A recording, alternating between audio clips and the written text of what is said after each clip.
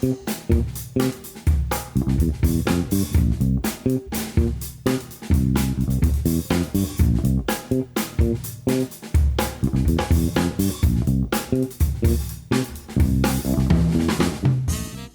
everybody. Welcome or welcome back to the Dan Nessel Show. I'm your host, Dan Nessel, and today I've got a real treat. We're speaking with Bea Pole-Bokor. Sometimes I call her Bea, sometimes I call her B, interchangeably throughout the podcast. Don't let that throw you, because Bea is here to talk about social media. She's a former diplomat who now runs her own social media consultancy called Be Social in Nelson, New Zealand. And, after you hear her talk for a while, I think you'll understand how her clients and her connections feel energized and empowered to be real and authentic and confident social citizens. So get ready to get your social on, because here comes Bea Pole-Bokor. We go back to social media marketing world 19, I think, right, Bea? We were in a session together at that time? Exactly. That was 2019. Yeah. So not that long, just a year, but you know how it is at these conferences, right? You go to a conference, you meet incredibly interesting people who you think are going to change your life. And you get jazzed up for a little while. You do the work. You read some new books. You get excited about it. And then, you know what? A month goes by, 2 months go by, and you're back to where you were, and just fondly remembering your days at the conference, going through your social media and saying, oh, yeah, I remember that person.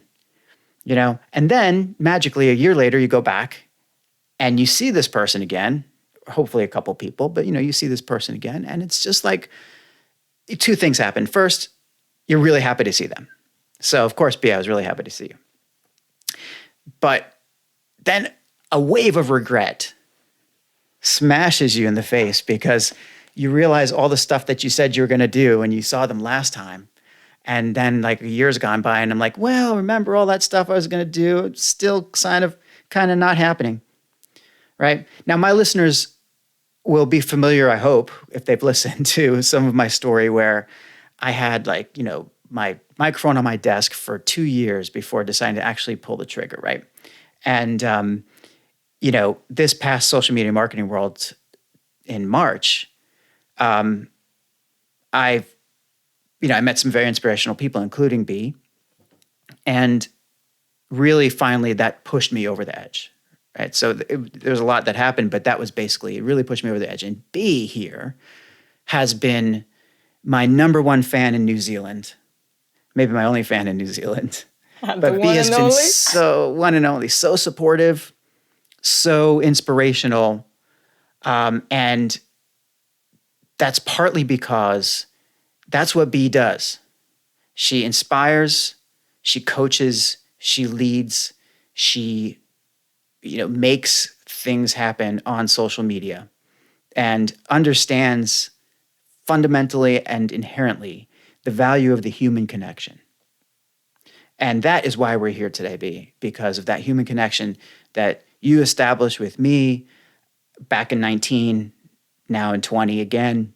And I couldn't be happier to be speaking with Bea Pole-Bokor in New Zealand, my furthest away guest so far, maybe ever. And there you are. So how you doing, B? Hi, Dan, and hello, everyone. And this is just amazing that we're able to connect like that. And there's something about what you said, you meet and then you meet again. And how do you actually evolve together in a way? Because I remember exactly when we met the first time in 2019. And I said to myself, you were saying so many interesting and smart stuff I could relate to. And you had that different perspective from a different location with your experience and background. I especially remember your Japanese experience that shined through, that international experience. I come from a very international background, so I have an eye for these and a sense to tune into that. It's very exciting for me. And that was at the lunch with Mark Schaefer and Chris Brogan, right? Okay. That was the belonging party. The belonging party. And I felt like we belonged to the same circle, you and me, because of our shared international experience. That's what I felt in the beginning, since the very beginning. And I remember when you talked about your experience and the role you are in or you were in at that time. And I said to myself, this guy is on a very big journey, and this is so exciting to see.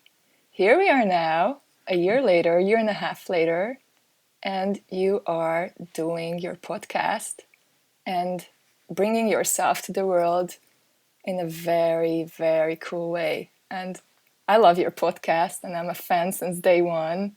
And it's just unbelievable how you're making this happen. And it's your experience, your expertise, your personality coming through all these podcasts and whatever you put into it. You decided you're going to show up, and that's what I love about it. And hearing that come from you is especially meaningful because I know that's a lot of what you do in your day-to-day chosen path. Running Be Social, someone who coaches and consults in social media and basically says straight up in your profile that building a social media presence with confidence is so critical. It's critical to show up. You're an expert in this field. So, but there's a lot that you've gone through to get to where you are today, from Hungary to New Zealand. How did this all happen? It all started with a dream and a vacation to New Zealand. And I've never looked back. It's scary and the most empowering experience of my life, probably because it changed me to the core. And we were at that time living in Paris. I was working in Paris, and we decided to go for a vacation to a very remote location, travel to a very green place because we were craving for nature. And somehow New Zealand came on our radar. So we went to New Zealand with my husband to travel there for 2-3 weeks, and we just fell in love with the place. And we said, oh, one day maybe it would be a great place to live. And fast forward 5 years, we made it happen. Actually, no, sorry, 5 years, some years, but now we've been here 5 years. So our 5-year anniversary of moving here was just a couple of weeks ago. And I was looking back at this whole journey, and it's just incredible because we followed the dream. We didn't know anyone. We just felt that this place is calling, and it required a lot of change in our lives. And if it wasn't for that New Zealand vacation, I would probably be still a diplomat, working for the Hungarian government, serving my country in different locations around the world. But obviously I couldn't continue that from Nelson, from a small city in New Zealand. So I had to shift and reinvent myself in a way. So that's how Be Social was born, out of this big move and the dream come true, and really facing myself, what next? Because I just couldn't pursue my diplomatic career here anymore. And that was a tough one to let go. But I then decided I'm going to choose the opportunity, what I can bring from that experience, and make something new out of it. It's interesting. You said diplomacy was tough to let go. And a secret part of my heart or my life that I always thought that I would end up being a diplomat. Like when I was in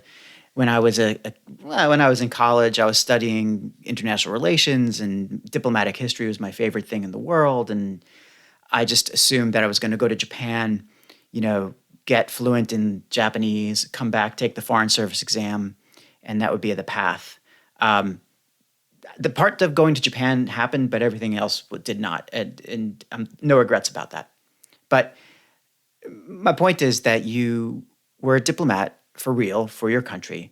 You left it all behind, but yet you've chosen a career or to build a business in social media,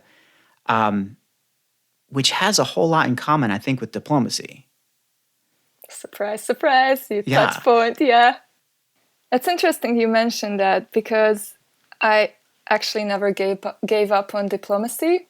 I still feel I am a diplomat at core, but it shifted and there is an extra new wave to it. What I love about diplomacy and what I think was important for me to bring along to this new role or new business I created was that it's all about people. And if you look at social media, it says it in the word, it's social. It's all about people too. So the people aspect, what does a really good diplomat do? A really good diplomat basically builds connections and relationships between countries or different parties and make them reach a common goal or an agreement. And it's all about building relationships and facilitating connection between people. And social media, if you look at it, it's the same thing. We connect, we build relationships, we maintain relationships, whether it's for personal or business use. And that's what I really love about it. How did you translate your skills? Or did you have to learn a whole new skill set to get into social media? Yes and no. So the skills I brought from my past experience and throughout my life and career were always strong people skills. Communication skills, I had to learn them, and I'm still learning them every day. But it feels a natural thing for me. Once I realized I have that in me, I just had to work on it. And, you can always make something better and learn something new. So I'm an avid believer of lifelong learning. Of course, the technical stuff, what relates to social media and the back end, like how do you set up a page? How do you connect it with your website? All these technical stuff. How do you run ads? This is something you can learn. And I think everyone can learn it. It's like a choreography. When you go dancing, you can learn that. But what do you put into that choreography and how you dance it? How you fill that up? Mm-hmm. What stories you bring into it? What messages you put forward? That's going to make it really special and different from anything else. So when you're working Be Social, a lot of what you do is coaching sessions and teaching.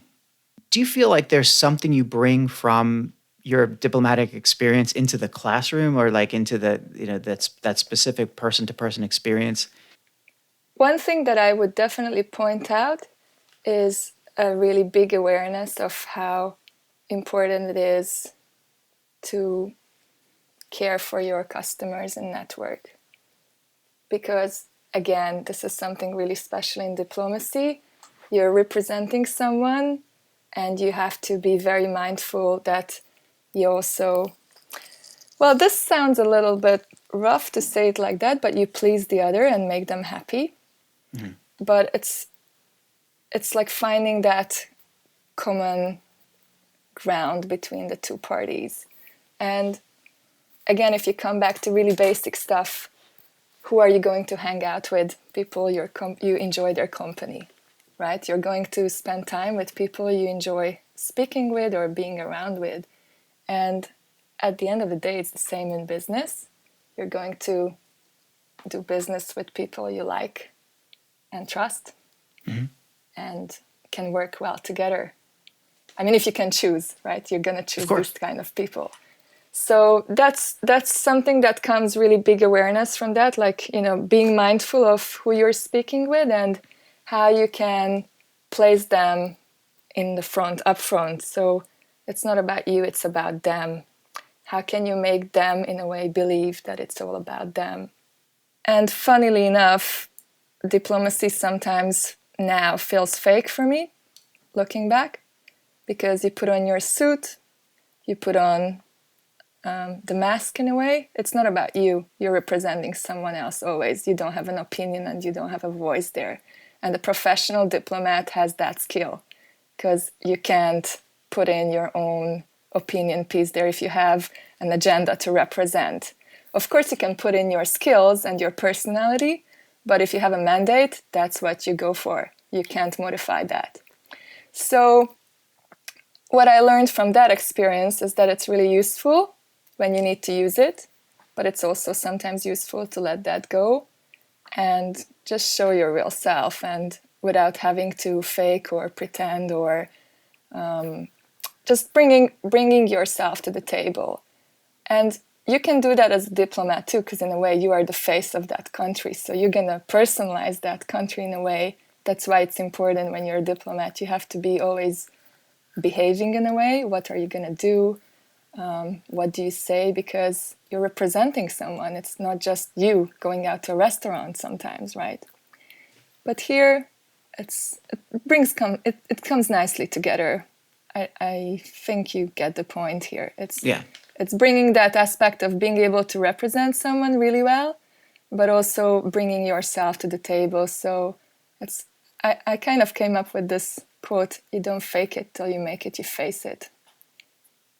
And yeah, that's my mantra these days. You can fake it, but it's going to come across. Yeah. People are not stupid. They're smart. They're going to feel that energy. Even if it's not said and unspoken, they're going to feel it and they won't resonate. Or the right people won't resonate. Let's put it this way. If you want the right people to be around you and build the connections that will lift you up, and you will feel good and they will feel good, because that's the end of the game, the goal. You can't fake it. I couldn't agree with you more.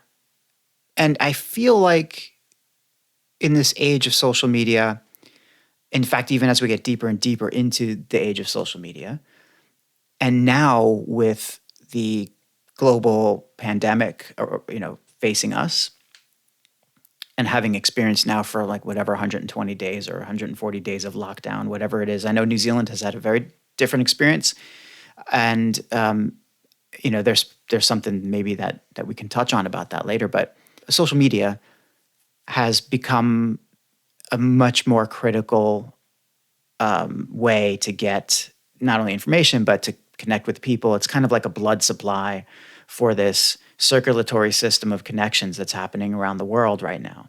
And with, just to stretch the metaphor a little bit, the global heart is beating faster and faster and faster. So the blood is flowing faster and faster and at higher volumes through this social networks and social media that we've built.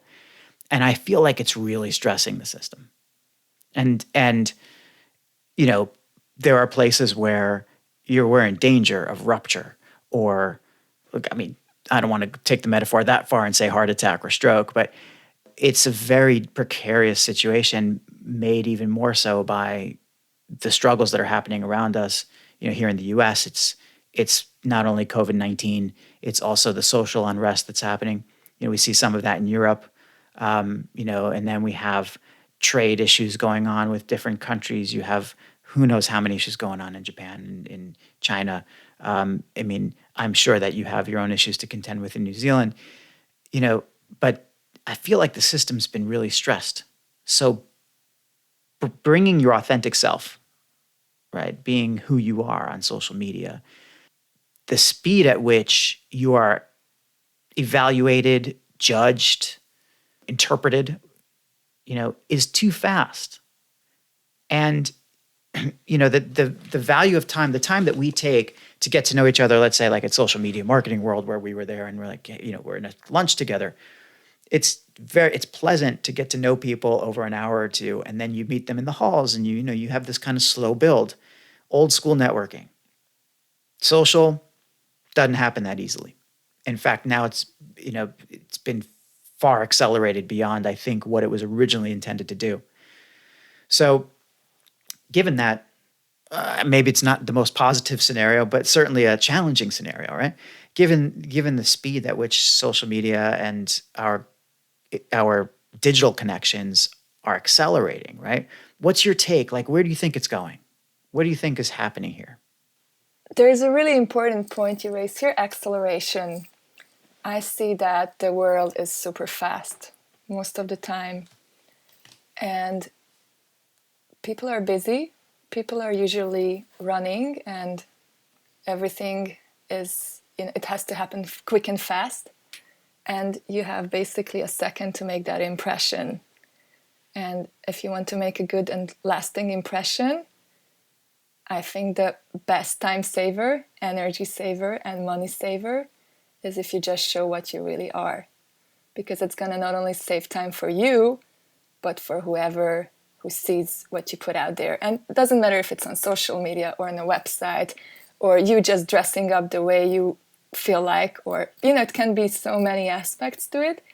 But you bringing yourself really And this will apply to brands too, because my favorite comparison or analogy is like the shoe thing. If I want a pink shoe, I want a pink shoe. And if I get a blue shoe, I'm going to be really disappointed that I was given a pink shoe because I went for the pink shoe. So imagine I show that I'm a pink shoe, and all those who will want a pink shoe or can relate to a pink shoe will come to me. But if I pretend I'm a blue shoe and actually I'm a pink shoe, that's going to create confusion, right? Yeah. So that's the best thing you can do. And video, podcasts, because there's the voice element there, it's much richer than a simple text, but a text can already be super useful and powerful if the words are crafted in a good way and the stories are told in a good way. That saves just time, and it makes the experience, I think, much better and easier. And we want ease in our lives, I think. Yeah. I mean, as far as one can go without actually being physically there, using video, using audio, going beyond the simple post, you're kind of an exemplar in this area. You've done a lot with this. I was saying to you, like before we started this whole thing, we were talking about how you were leaving me voice memos on LinkedIn. It's a fairly new function, but then it's only done, by the way, anybody listening, you can only do voice memos on LinkedIn through your mobile app. You've been a sort of early adopter and an embracer of these things. Do you find it hard to convince others to embrace these technologies as well? And what have you found in your experience so far with your customers and with your connections? It's sometimes really scary to step up and show up. And believe it or not, that's been really challenging for me too, to get here, because I had to go through a lot of things, and probably because I walk the talk and I know how it feels and I know what I did to overcome myself, basically in so many ways. And I still am overcoming myself in certain aspects that, it's an evolving thing. That's the experience I can share. And I think I'm really good at sharing that. And there's an element of vulnerability and honesty in there. And that's not what I would have done as a diplomat before. So that was a new skill I learned after having to let that go, because that was my previous life in that sense. Mm-hmm. So that's a new learning. But I feel there's something about being able to connect with people on a deeper level. And that's what I love about social media. It's not just the technical aspect. Everyone knows you can use that to promote your business or your personal brand or whatever you want to raise the visibility for. Mm-hmm. But there's so much more to it. If you dig a little bit deeper, it's bringing you a mirror for self-reflection if you're ready for it. And I think that's fascinating. It's like you can't escape. It's like it's in your face. You have to deal with it. You have to face yourself. And that's what I love about the diplomatic background, because, the understanding and the experience that I bring from there and the new learnings I had to learn and I was able to learn by letting it go, the two bond so nicely together. And I have now two different perspectives on it, and I can just juggle the ball. And when I need one skill, I'll bring that and show that to my customers that, you can use this stuff that I learned from diplomacy. Mm-hmm. And then there's the personal development part, or all the other part, like the realness and overcoming ourselves stuff. You called it, let's not iterate, but well, you say that. We could, technically this podcast is rated explicit, although, so you can say whatever you want, but that's doesn't mean you have to. Well, your listeners will know, because that's the first episode, and if someone is listening now and haven't tuned into that, please do. It's so cool. I'll say it if you don't, you have to shitterate, right? You have to put something out there, even though you know that it is crap, so that, it's that you have a chance to improve. And that's all about putting out your authentic self. I think it's connected. It's 100% connected to that. We're afraid of being authentic. We're afraid of, and fear is, to quote one of my very favorite books of all time, and I'm dating myself a little bit, Mr. Frank Herbert from Dune, the science fiction, one of the best science fiction books of all time. I'm willing to fight on that one, by the way. Gear up, everyone. Fear. Dan is ready. Fear is the mind killer, is what Paul Atreides says, right? Fear is the mind killer. It is. It really is. It's just a small statement, but we're paralyzed by this fear all the time.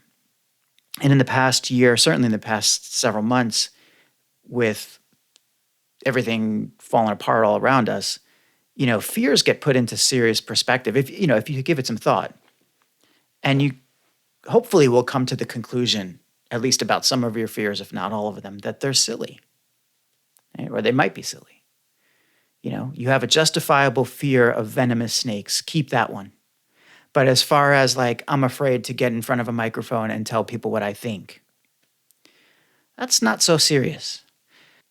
Keeping that fear in there definitely just crushes your creativity. It crushes your future options.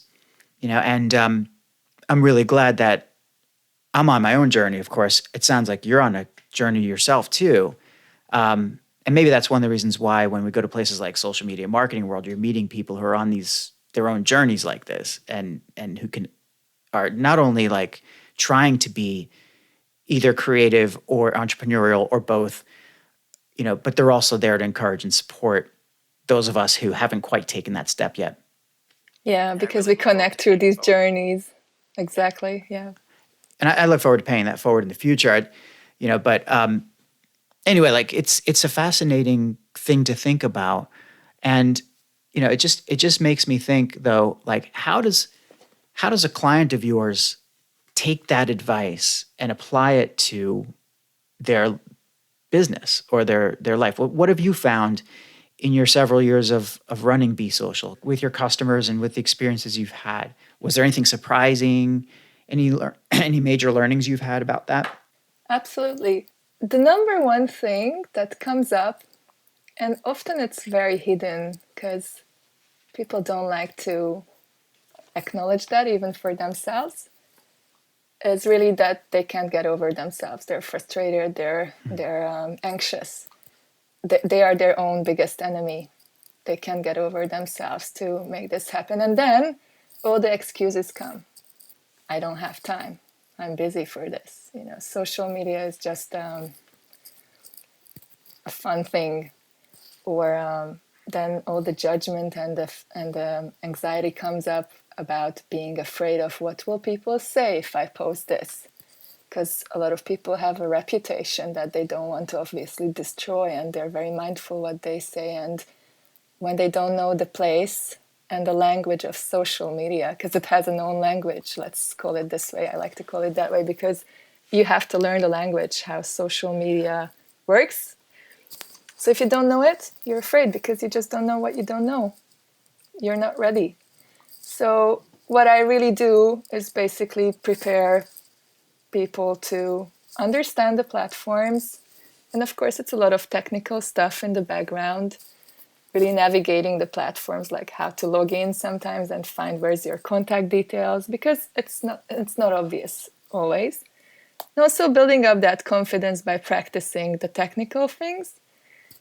And then for those who are ready, because not everyone will come for that or is ready for that, I will be able to usually assess that. But those who are ready, then we can go further and beyond. And when I set up my business, I wasn't really sure what I'm going to do, actually. I knew I wanted to do social media, but I thought there's much more to it. But I didn't really know what is it going to be. Is it going to be about events? Because I love events and I organize a lot of events. Is it going to be more about communication in a wider sense, or PR, or where am I going to really go? So I decided I'm going to call it Social Media and Beyond. And really this year I feel like I'm tapping into that beyond. And that's what really excites me. And I feel that's where my clients get the most value, is when we can go a little bit behind the scenes and see how social media is impacting them as a business and as a professional, because the two go hand in hand. And there's so much growth you can tap into there, but it's challenging and scary sometimes. So it's good to do it with someone else. From the testimonials that I see, you're helping some people in tremendous ways, and I think you're very humble about it yourself when we talk. But Is there any like are there any particular examples that shine that you're like that you think this was the power of social? Yeah, so a typical example would be when I run a workshop with Mm-hmm. someone and they come with the expectation that, let's say, they're going to learn all about LinkedIn and how to use LinkedIn as a platform to get visible and raise their brand awareness or their profile. And they expect all the technical things. And it just happened recently with a couple of my clients. They were shocked in a way, in a positive way, that we got to questions that they would never probably talk with their best friends about, because they're very vulnerable questions and it makes them think. And then they realize, well, actually no one can answer that except for me, and I need to look at it and I need to do the work. And that's exciting, because I can't tell my customers in a way what to do, and it's not my role to tell them that this is the right thing or not, Yeah. because everyone is different, everyone has a different personality and journey and the way they live. But I can point out things, and I think that's where one of my talents come, is that I have a big toolbox. I've tried so many things in different locations, different environments, different situations through myself, because I like to test things. So I have a big toolbox and I can combine the information and I can tap into, okay, this person might find this information valuable. And then I just bring it out of my toolbox. It's like, do you need the flashlight or the hammer? You Mm-hmm. will use both, but in different situations. Social media is loaded with exactly that, like variety of tools for variety of different circumstances. What works on LinkedIn is not going to be the same thing that works on Instagram. It's not going to be the same that works on Facebook or on Twitter or whatever. Exactly. It's like going to different cafes, you know. Yeah. It's What's like, your favorite cafe? yeah, I like places with a good spicy chai.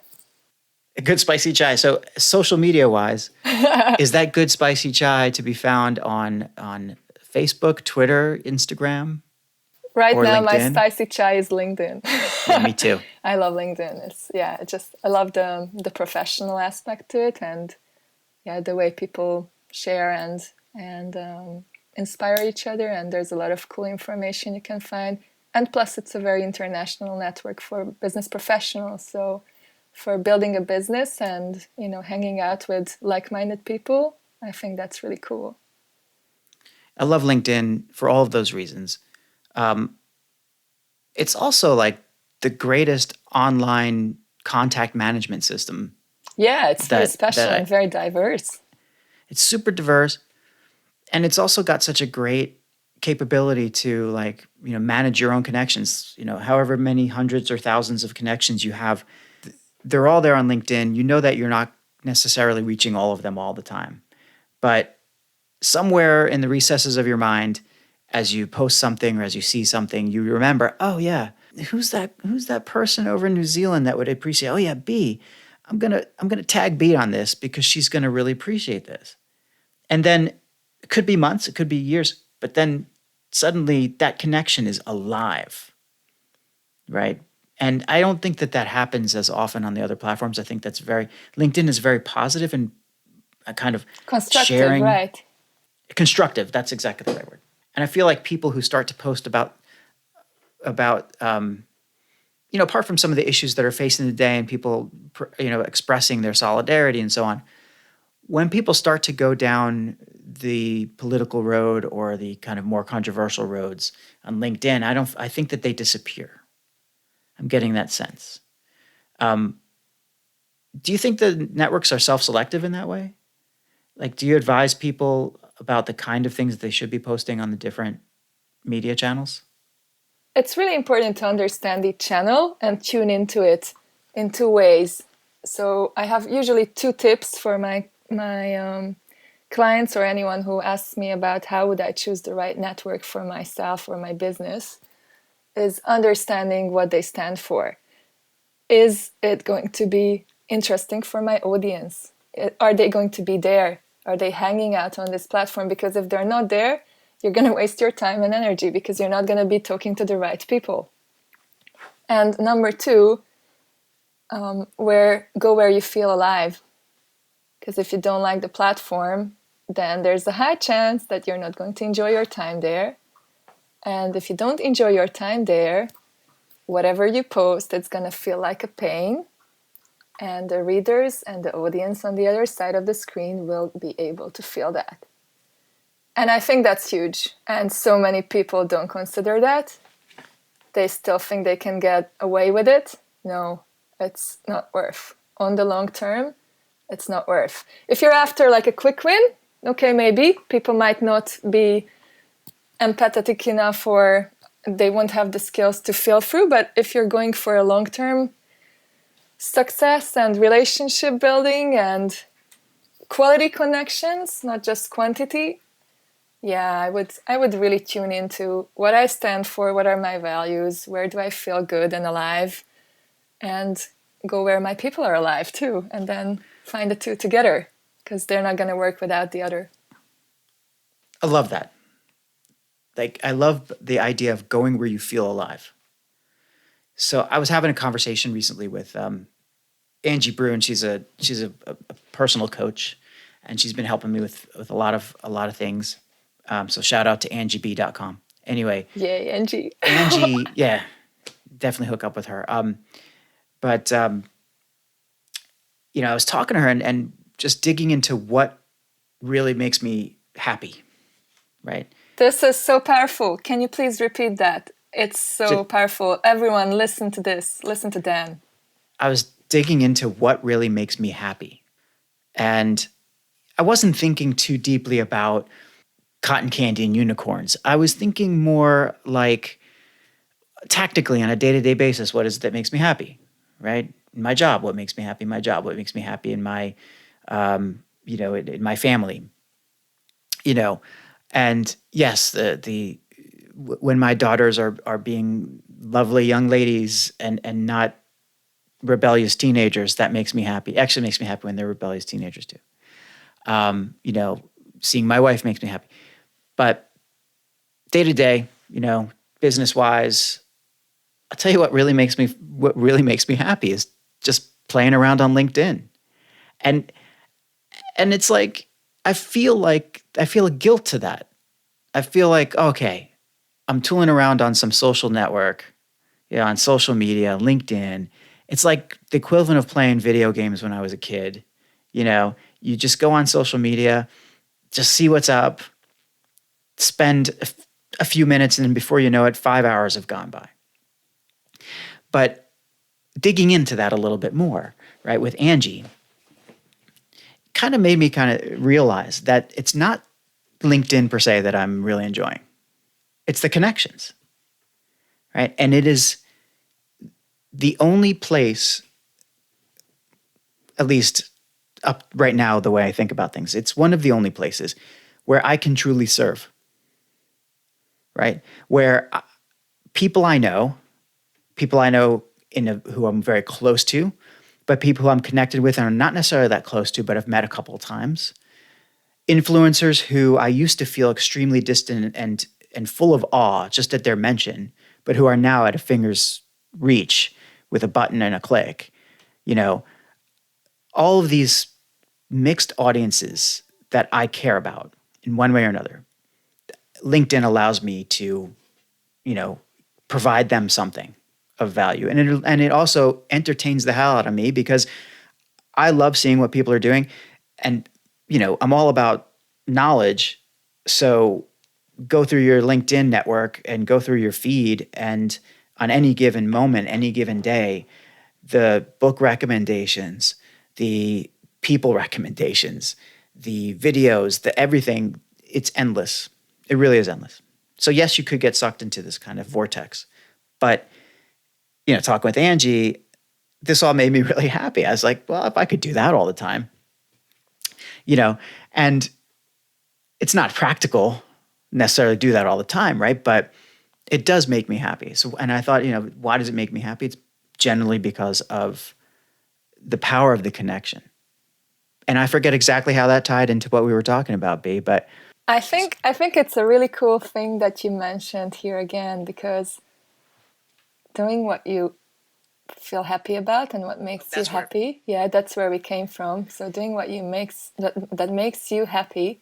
Imagine how the world would look like if more of us would tap really into that and tap into what really makes us happy. Because I mean, and everyone will have again a different experience, but what I found with my own journey and my own experience, if I look for that happiness and I keep chasing it and try to fulfill my glass of water from all these external needs, that's cool. It works on the short run, but it's tiring. And when I realized that what makes me really happy from inside, and I don't have to chase it anywhere else or get the pats on my back, because yeah, I was that person, you know. I was thriving on feedback and appreciation, and I think I'm not alone with this in the world. If you're really honest with not at all. yourselves, you can check in. But you know, I'm okay to say that now because that's been my journey. But really, when you find that inside of you, and I feel like I'm finding it more and more, that just again comes across, because that's where the real confidence is. And it's not the confidence in a traditional sense. It's not like, you know, confidence, a lot of people often feel that it's like the ego, like, hey, I'm so good. And, you know, it's like, usually people in New Zealand call it the tall poppy syndrome, or, you know, imposter syndrome. There are all these fancy names to it, but really, like, you know, like when you pretend that you're strong and you're not strong or confident, it's a really inner confidence and a knowledge and a peace inside of you that you know this, and that's how it is, and it's uncontestable.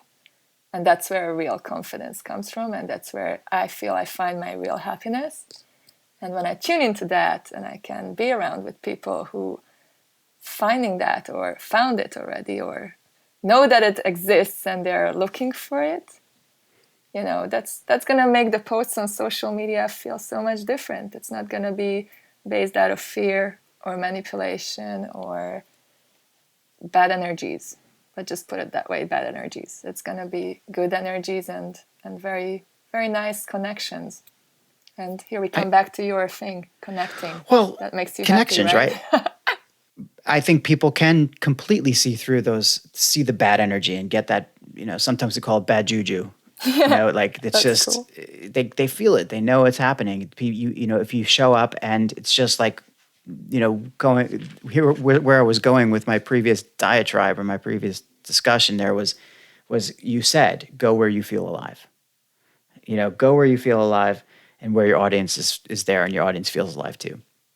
So that's where I feel alive. I feel alive on LinkedIn. And I think that, you know, the energy that you exude when you feel alive is a lot different than the energy that comes off of the dead hand of of a corporation that is just going through motions. Right.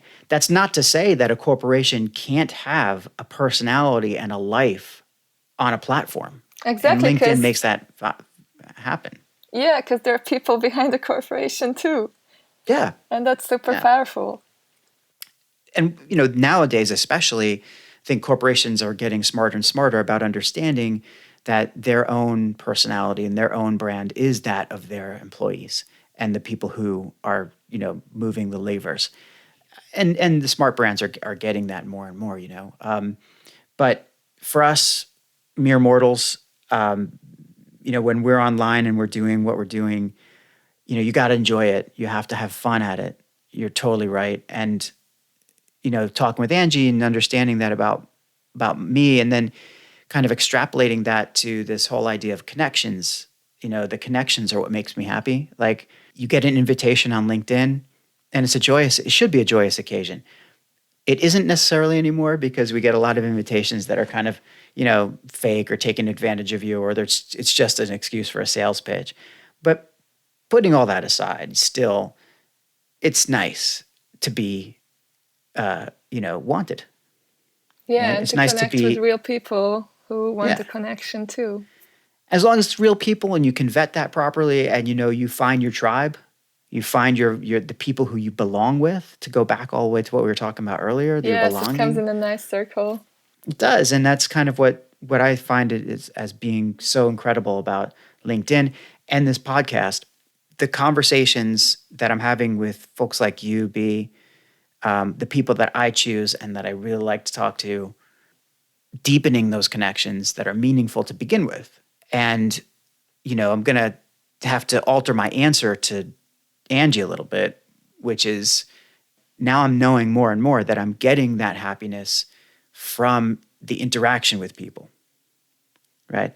So it's not just tooling around on LinkedIn and learning, it's actually the interaction. And I just happen to do it more and I get a better feeling for that on LinkedIn because they're people like me. You're not alone. Not at all. Neither, no, neither are you. And the world is really small, because of this. And that's So such another powerful part of social media, because you can really find the people who feel like you. And funny as it sounds, but by just being there and putting yourself out there, and that sometimes feels scary and vulnerable. But if you make it, and you don't have to be vulnerable for everyone in a big public with everything. You can filter, and you do that with a select number of people or groups or individuals, or you facing your mirror alone in your bathroom or whatever it is, right? There are ways to go with this, and just tuning into what really is good for me, basically, or you or us all together here. wise words. So B, what's next for social media? Like, where's it going? Very exciting topic. I feel there's going to be a very big change in that sense, that it's already happening, but digital is becoming more and more part of our lives, and it's going to be part of everyone's life, independent of generations. So, of course, there are the new generations who grew up with a phone in their hand, and they know exactly how to use it. No one even has to teach them, like the parents, if they have it. Or, in certain countries, of course, that's not a given. But technology and digital is coming more and more into our lives, and it's going to be bigger and bigger part of our lives. Social media the same way. I think social media is here to stay. It's here to stay on the long run, and it will probably evolve and come back to old school stuff, like, because we'll just get so digital at some stage. I guess VR, AR, all these things are coming, and I think these will be really big. Like, I just saw some interesting mirror devices that you can put up on your wall, and then there's an AR feature giving you a class of yoga in your living room. And I can totally see that becoming more out of our everydays, and the glasses are coming, and these AR experiences, especially for shopping, but for interaction as well. And that will, I think, leave us craving for some old school stuff, like, how texts are out of date, but sometimes you still do the texts. Or like, with our phones, usually we just had like picking up our phones to call someone, but now we do all these different things with that. So many things you can do with a phone. So it will be, I think, a very nice interaction of being able to use the digital and technological tools, but also coming back to the real social things. And what is really social? It's interaction and connection between people. And what is the real connection? How does it take place? If you look back at the old times, people would connect through fire, sitting around the fire, or dancing together, or singing together, or telling stories, and just being together in each other's company. So I think that will be fascinating to see how that evolves with technology in our hands. Mm-hmm. And if I can imagine that soon I'll be able to smell and touch through my phone, I think that's coming. I don't know when, but, we didn't imagine that we'll be able to face tag people. I mean, 15 years ago, you wouldn't know that there would be a device tagging and face recognizing and all these weird stuff that seemed to be really unreal and surreal, and now they're here. It's happening. So I think, to sum it up, it sounds like social media and digital is actually going to enable more human interaction in your view? I mean, I think there's a lot of pitfalls and dangers of continuing down the digital road that we have to constantly be wary of. But deepening the human connection, I'm on the same page as you. There's nothing wrong with that. I think that that's certainly one way forward, and I'm looking forward to what's coming down the road myself. As somebody who was certainly not born with a phone in my hand, with a smartphone in my hand, being a Gen Xer, doubtful and cynical of all this nonsense, but still being of the generation that invented it all, feel somewhat responsible for it. But I embrace it. I think that's the key, being responsible and being able to embrace it. The two come hand in hand, and you just can't push it to the limits with either or. That's totally true. So, Bea Pole-Bokor, and I've been calling you Bea and Bea interchangeably during the podcast. Forgive me, people. I have different faces, Yeah, the many faces of Bea and Bea. It's been a real pleasure, and I encourage everybody to check out Be Social. It's bsocial.co.nz, or if you happen to live in that part of the world, it's .nz. And you'll learn all about Bea there. Check her out on LinkedIn. I'm sure that Bea would love to connect. Am I right about that? Absolutely. I'm always up for a good chat, like with you, Dan. And I know that those of you who are listening to this, you relate to Dan, so I know that we relate a little bit too. The power of that connection is unbelievable, isn't it? Transmutable trust. That's another topic for another day. Thank you so much, Bea, and I will definitely have you back. And I can't wait to see you again. If it's not at Next Social Media Marketing World, if not sooner or thereabouts, as soon as the world is open again and we're able to travel around, it would be good to see you in this neck of the woods. Absolutely, and thank you so much. It was a pleasure, and loved chatting to you, Dan.